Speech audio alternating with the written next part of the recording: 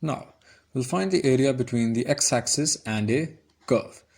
So, for example, if you have this as the x-axis, and let's say you just have this as a curve, just an example. So basically, the area between the axis and the curve would just be this. Let's see how you can find this using integration. Well, oops. Let's say you have a curve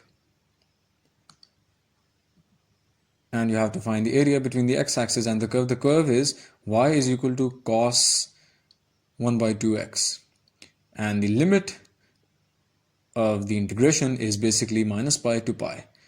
So basically, simply what you have to do is, since the integration is done along the x-axis, you need dx with limits on the x-axis and the function of x, which is basically just y.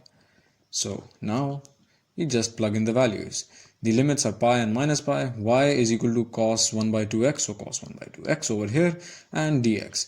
So now just solve this. Cos 1 by 2x is simply sine x by 2 over 1 by 2. I mean, that's just fairly simple. I don't really need to explain the integration of trigonometric functions again.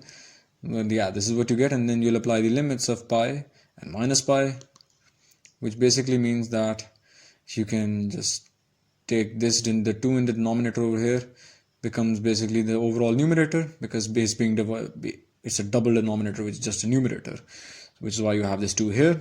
And since it's a constant, you can take it outside, and then sine x by 2. So just apply the limits of the limits, upper limit of pi and minus pi and sine x by 2. So sine pi by 2 minus sine negative pi by 2, which basically just gives you 4. So 4 square units is the area between the x-axis and the curve y is equal to cos 1 by 2x from the and the limits of integration are minus pi to pi.